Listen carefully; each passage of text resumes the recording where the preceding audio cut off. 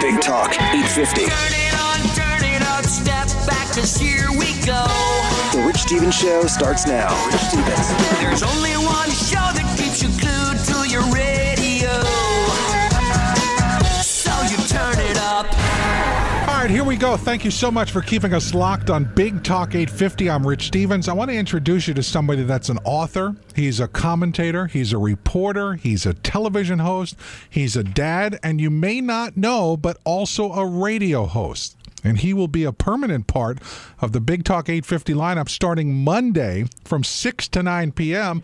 Welcome to the show, Geraldo Rivera. Hey, Rich. How you doing, buddy? I'm doing good, and how are you? Great. We're in Puerto Rico. I'm with Erica and Sol, my youngest of my five, and we've just come ashore. We were on the boat for the last hour. That's why I would have called you earlier, but now I've landed. How you doing? But that's okay. As long as you land and everything's okay on the boat, because, you know, you're brave to go on a boat with all the crap that's going on.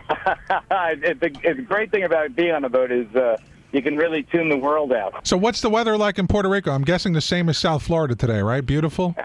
It's beautiful. It's in the mid-80s. Puerto Rico, the weather story, if you worked in weather in Puerto Rico, you'd have a pretty easy job. The only big news is when the hurricanes come.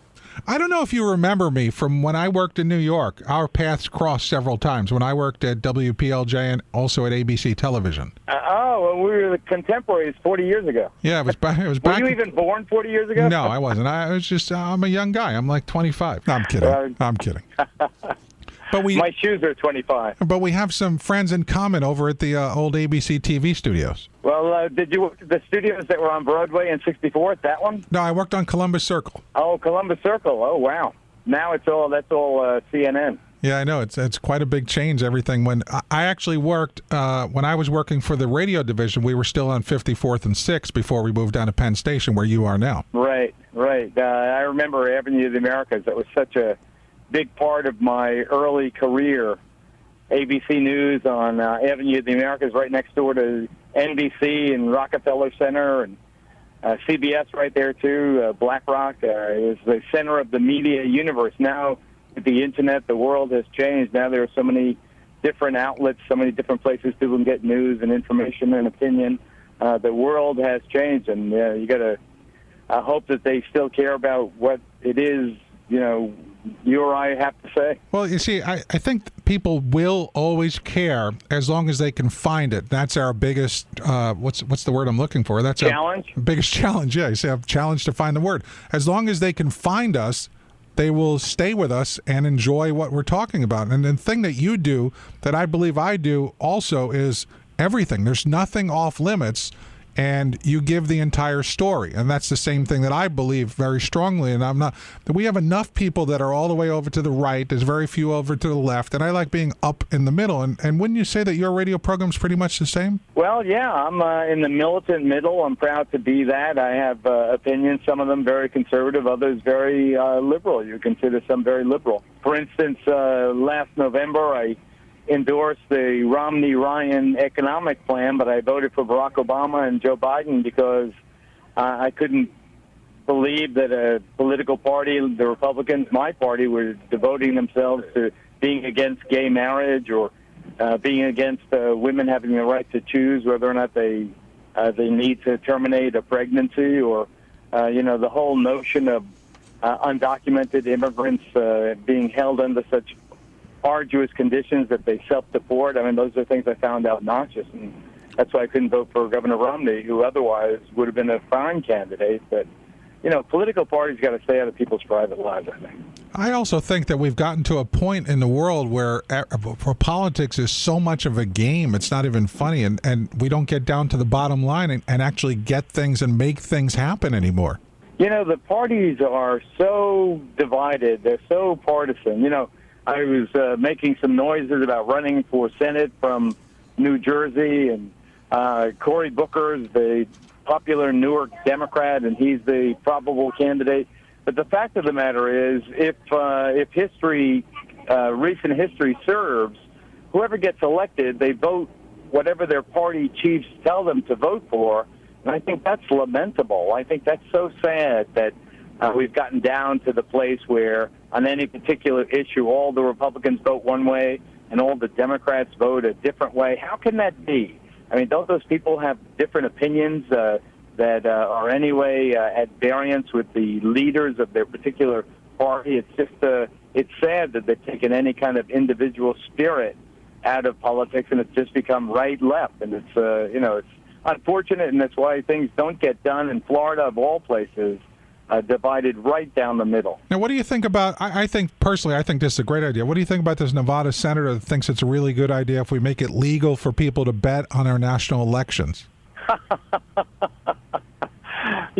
am sure, just watching the election by the College of Cardinals of Pope Francis, and to see how they were betting like crazy in Ireland, handicapping the various archbishops and cardinals who would be the favorite to win. They bet on everything these days. I don't feel particularly upset one way or the other. I mean, we bring in so much money on sports gambling, and especially if this gets legalized in Nevada, it could benefit a lot of people. Well, if people want to gamble, let them gamble. I just want everyone to know that the house always wins. And I don't know how long you've been on this trip of yours, but have you heard that Walmart's latest delivery crew, they want you to deliver packages for them so they can compete with Amazon? So who do they want to deliver? You. Me personally? Me, you, everybody. They want you to sign up to be a delivery person. They're doing crowdsourcing. That's how they want to deliver their products. So a customer can sign up to be a shipper and drop off a package for a neighbor on their way home, and then you get a discount in the process. I like that. I like all ideas like that. People that I love businesses that engage people. I love that fact that people have the option of making money. And it seems like an efficient and effective business plan. I mean, I'd love to see it work. Why not? And then there's another story that's here in South Florida, and we always seem to have these stories, Geraldo, that just blow my mind. There's a United States Marine who served overseas in Iraq. He's been told that he can't fly his American flag in his neighborhood here in South Florida. After he put up the flagpole, he got a ticket for code violation, and an anonymous neighbor filed a complaint, and now the poor 24-year-old Iraqi war veteran cannot fly the flag since the flagpole is considered a structure. He should have gotten a building permit first. How do we still have things like this happening? Yeah, and the problem with local government, and I certainly have been around long enough, Rich, to have plenty of experience, they make it so difficult, bureaucratically speaking, to follow the rules that it's easier to ask forgiveness than to ask permission. I mean, and that's it's too bad that has happened. Now, I understand why codes exist, obviously, and you want all neighbors to have their rights honored and all the rest of it, but far too many people get so petty in so many areas that they spend so much of their energy and so many of their resources just squabbling over really inconsequential things. Who cares? Really, in the bottom line, would you want to hang out with someone who cared that somebody was flying a flag next door to them? Absolutely I mean, not. that person was does the phrase anal retentive come to mind? This veteran of war has to pay money to show his patriotism, and some anonymous neighbor complained. He fought for your neighbor in the battlefields that ultimately protected you and me, and publicly he fought. Now, anonymously, this schmuck complains. And I just think shame on anyone that would complain about the American flag flying. 200 years ago, you would have been arrested and taken to jail for treason. Now, it's the condo board. It's the condo board. Yeah, something like that doesn't even raise to the level of outrage. It's just silly. It's petty. All right, we're talking to Geraldo. By the way, I rarely hear your last name anymore. Have you reached the pinnacle point where it's only one name now? Yeah, me and Elvis and Lassie. And Oprah. Yeah, Madonna. There's a couple of them. So starting Monday, 6 to 9 on Big Talk 850, you'll be bringing your brand of entertaining talk to our radio station. We're all excited about it because I don't even know if you realize how big a signal this radio station actually has, where you can actually, where you are now, you can turn on your radio and listen to us in Puerto Rico. Did you know that? I didn't, but those big 50,000 watt boomers like 850, they're unbelievable in terms of their scope and their reach. I remember the old days growing up listening to Wolfman Jack and I don't know where the hell in the Midwest he was coming from, but here, driving across the country, going to college from New York, going to college in Arizona, and listening to stations in Chicago, they kind of conjures up all the romance of my early life. I look forward to it, though. South Florida is such an important market, and to have that big signal, to have the ability to bring, what I think is a different point of view. It's one that everybody's welcome on the show, Rich. I mean, anyone could call in. They could hate what I'm talking about, or hate my point of view, or love it. It's terrific to get feedback from people, and to be in that big market. My mom lives in Florida. She's in the Gulf Coast. She's Sarasota way. They listen on the computer up there. But listen, I'm coming. We actually want to bring the show down to South Florida. My wife's very excited about it. Erica's very excited about it. Bring the show down there for several days just to get the program going, get people. Like you said earlier, the big challenge is letting people know that we're on, and tune in, give it a shot. If you like it, stick around. If you don't, great democracy radio is. There's plenty of choices, unlimited choices. Yeah, and the best part is that you bring, and I believe I do the same thing, is it's not always going to make everybody happy, but at least you give both sides of the story. Yeah, definitely. It's everyone's got a shot. My network, my television network, Fair and Balanced, Fox News, they say it, we live it. And we'll be doing that starting Monday through Friday, this coming Monday, 6 to 9, right here on Big Talk 850. And, of course, you could stream us online no matter where you are. You could grab the app for your iPhone or for your Android phone and listen to Geraldo each evening. And it's a great lineup. Well, yeah, Rich, and I'd love to, anytime you want me on the program here in the middle of the day, let me know. Be glad to hop on and talk about issues of particular interest to the community. All right, so now I want to be on your show too, okay, since you're on mine.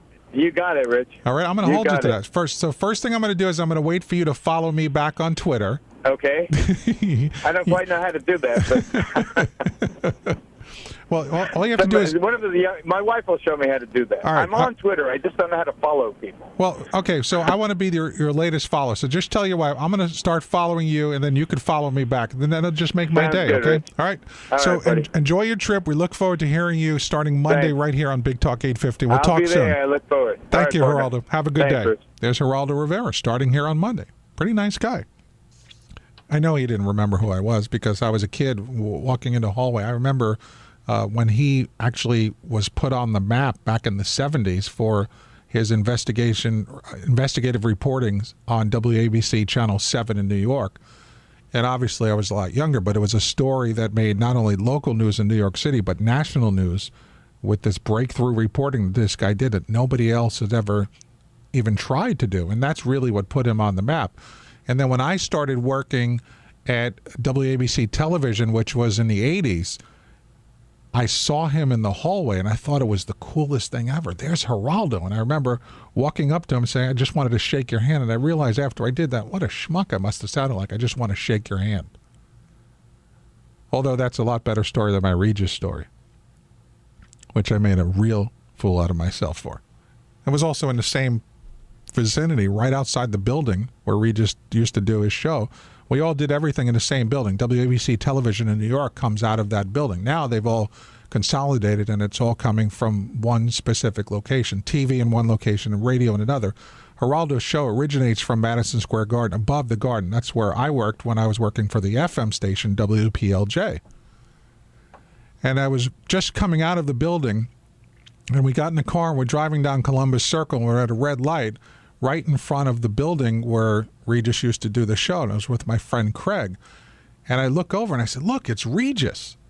And Regis in New York, I mean, you always see people walking around the streets of New York, but Regis is not somebody that I'm used to seeing. And I saw him, and this was when the cracker, what was the name of the cracker that he endorsed? Do you remember? But he used to say in the commercial, I love these crackers. And that's a really bad Regis impersonation. And I rolled down the window, and that's what I yelled out at him. And I know Regis looked at me, and he just, did like a thumbs up. But he looked at me and said, who is this schmuck? What was he trying to do? Haven't heard that 4 times already. Yeah. Since I walked out my front door.